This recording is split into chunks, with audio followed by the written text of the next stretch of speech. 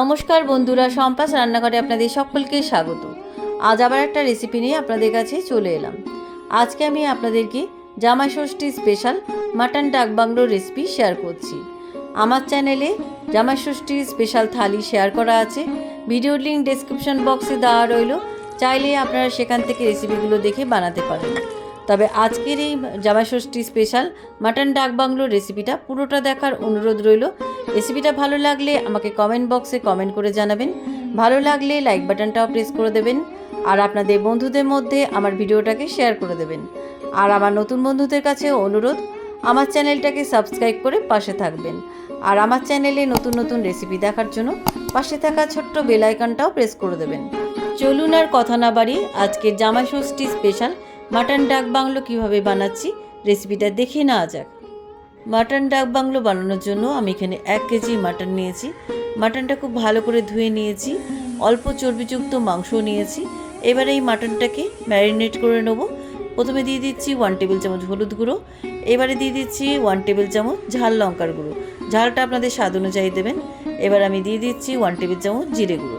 এবার আমি এর মধ্যে দিয়ে দিলাম 1 টেবিল চামচ ধনে গুঁড়ো। এবার রঙের জন্য এর মধ্যে দিয়ে দিচ্ছি 2 টেবিল চামচ কাশ্মীরি লঙ্কার গুঁড়ো, স্বাদ অনুযায়ী লবণ দিয়ে দিলাম। এবার আমি এর মধ্যে দিয়ে দিচ্ছি 1/2 চামচ জায়ফল গুঁড়ো। এটা অবশ্যই দেবেন, এতে মাংসের ফ্লেভারটাও খুব ভালো হয় আর মাংসটাও তাড়াতাড়ি সেদ্ধ হয়। এবার দিয়ে দিলাম 2 টেবিল চামচ আদা বাটা, আর দিয়ে দিচ্ছি 1 টেবিল চামচ রসুন বাটা। এবার আমি দিয়ে দিলাম 1 টেবিল চামচ কাঁচা লঙ্কা বাটা। এবার আমি এর মধ্যে দিয়ে দিচ্ছি 200 গ্রাম ফ্যাটানো টক দই। এবার আমি এর মধ্যে দিয়ে দিলাম 1 টেবিল চামচ সর্ষের তেল। এবার সমস্ত মশলাগুলো মাংসের মধ্যে খুব ভালো করে মাখিয়ে নিচ্ছি।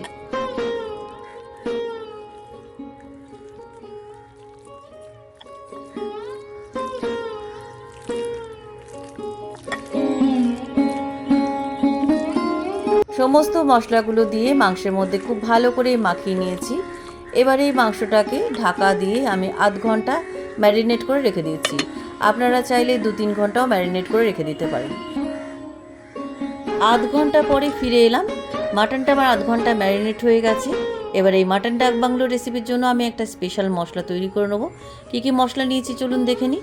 নিয়েছি এখানে 1 চামচ গোটা গোলমরিচ, 1 চামচ গোটা ধনে, 1 চামচ গোটা জিরে, আর নিয়েছি 2টো শুকনো লঙ্কা, 1 টুকরো দারচিনি, 5টা ছোটো এলাচ, আর নিয়েছি 5টা লবঙ্গ। এবার এই সমস্ত গোটা মশলাগুলোকে আমি হালকা ড্রাই রোস্ট করে নেবো। ড্রাই রোস্ট করার জন্য ইন্ডাকশানে একটা ফ্রাই প্যান বসিয়ে দিলাম। ফ্রাই প্যানটা গরম হয়ে যাওয়ার পর আমি এর মধ্যে সমস্ত গোটা মশলাগুলো দিয়ে দিলাম। এবার মশলাগুলোকে আমি হালকা ড্রাই রোস্ট গোটা মশলাগুলো 30 সেকেন্ডের মতো ভেজে নেওয়ার পর আমি এর মধ্যে দিয়ে দিচ্ছি 1/2 চামচ লবণ দিয়ে আরও 1 মিনিট মতো আমি মশলাগুলোকে ভেজে নিচ্ছি। মশলাগুলো আমার ভাজা হয়ে গেছে। এবার ইন্ডাকশান থেকে নামিয়ে একটা প্লেটের মধ্যে ঢেলে রাখছি। মশলাটা ঠান্ডা হওয়ার পর মশলাটাকে আমি মিক্সিতে বেটে নেব। ড্রাই রোস্ট করা মশলাগুলো ঠান্ডা হয়ে গেছে। এবার আমি মিক্সিতে মশলাটা বেটে নিয়ে আপনাদের কাছে ফিরে আসছি। মশলাটা আমার মিক্সিতে বাটা হয়ে গেছে। এবার এই ভাজা মশলাটাকে একটা বাটির মধ্যে ঢেলে রাখছি। মাটন ডাক বাংলোর স্পেশাল মশলাটা আমার তৈরি। এবার এই ভাজা মশলাটাকে সাইডে রেখে দিচ্ছি। এবার মাটন ডাক বাংলোর রেসিপিতে যেটা খুবই জনপ্রিয় সেটা হচ্ছে সেদ্ধ ডিম আর আলু। আমি 5টা ডিমকে সেদ্ধ করে খোসা ছাড়িয়ে রেখে দিয়েছি, আর 5 পিস আলু নিয়েছি। আলুর খোসা ছাড়িয়ে এভাবে ডুমো ডুমো করে কেটে নিয়েছি। এবার এই সেদ্ধ ডিম আর আলুগুলোকে সাইডে রেখে দিয়ে ইন্ডাকশানে একটা কড়াই বসিয়ে দিলাম। কড়াইটা গরম হয়ে যাওয়ার পর কড়াইয়ের মধ্যে আমি দিয়ে দিচ্ছি 3 টেবিল চামচ সর্ষের তেল। এবার এই তেলের মধ্যে আমি দিয়ে দিচ্ছি 1/2 চামচ লবণ, আর দিয়ে দিচ্ছি 1/2 চামচ হলুদ গুঁড়ো। লবণ আর হলুদ গুঁড়ো তেলের মধ্যে খুব ভালো করে মিশিয়ে দিচ্ছি। তেলটা ভালোভাবে গরম হয়ে গেছে। এবার এই তেলের মধ্যে আমি প্রথমে আলুর টুকরোগুলোকে ভেজে নিচ্ছি। প্রথমে আমি 5 পিস আলু নিয়েছিলাম, আরও 2 পিস আলু বাড়িয়ে দিলাম। মাটনের ঝোলে আলুটা খেতে বেশ ভালোই লাগে, তাই আমি আরও 2 পিস আলু বাড়িয়ে দিলাম। এবার আলুগুলোকে আমি লাল লাল করে ভেজে নিচ্ছি। আলুগুলো ভাজা হয়ে গেছে। এবার তেল ছড়িয়ে একটা পাত্রের মধ্যে ভাজা আলুগুলো তুলে নিচ্ছি।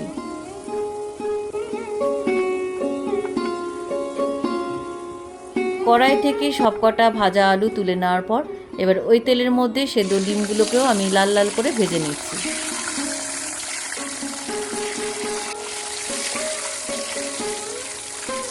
ডিমগুলো আমার ভাজা হয়ে গেছে। এবার কড়াই থেকে তেল ঝরিয়ে ভাজা ডিমগুলো তুলে নিচ্ছি। কড়াই থেকে সব কটা ভাজা ডিম তুলে নেওয়ার পর এবার ওই তেলের মধ্যে আমি দিয়ে দিচ্ছি 300 গ্রাম পাতলা করে কাটা পেঁয়াজ কুচি। পেঁয়াজ কুচিগুলো আমি তেলের মধ্যে হালকা ব্রাউন করে ভেজে নিচ্ছি।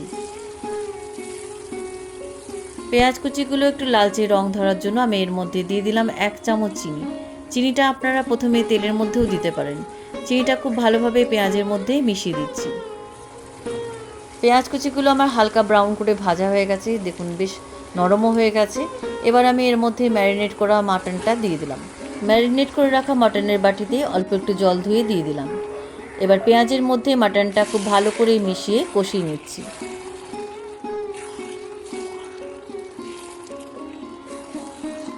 পেঁয়াজের মধ্যে মাটনটা খুব ভালো করে মিশিয়ে দিলাম। এবার আমি ঢাকা দিয়ে 2 মিনিট রেখে দিচ্ছি।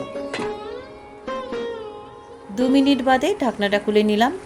এবার খুন্তি দিয়ে মাংসটাকে নাড়াচাড়া করে দিচ্ছি। এইভাবে বারে বারে ঢাকা খোলা বন্ধ করে আমি মাংসটাকে 20 মিনিট কষিয়ে নিচ্ছি।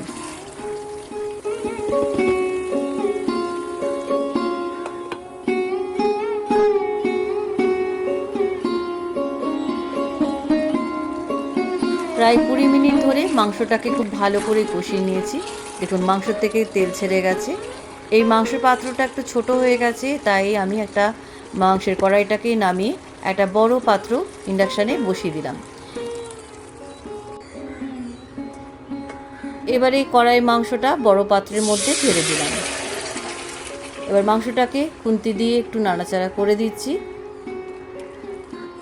খুন্তি দিয়ে একটুখানি নাড়াচাড়া করে দেওয়ার পর আমি এর মধ্যে পরিমাণ মতন গরম জল দিয়ে দিলাম। মাংসের মধ্যে কিন্তু সব সময় গরম জলই ব্যবহার করবেন, ঠান্ডা জল কিন্তু একেবারেই দেবেন না। জলটা দিয়ে খুব ভালোভাবে মাংসের মধ্যে মিশিয়ে দিচ্ছি।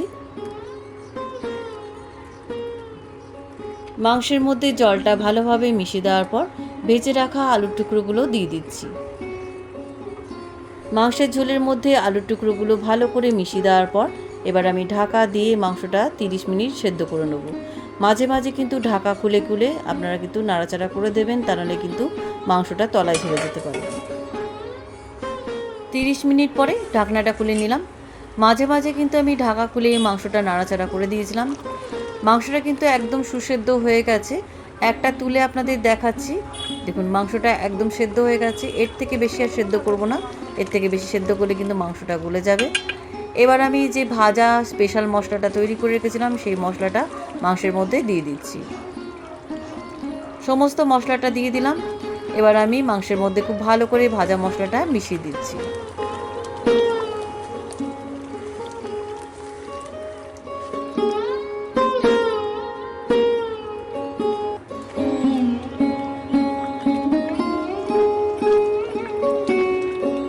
রান্নাটা আমার প্রায় শেষের দিকে।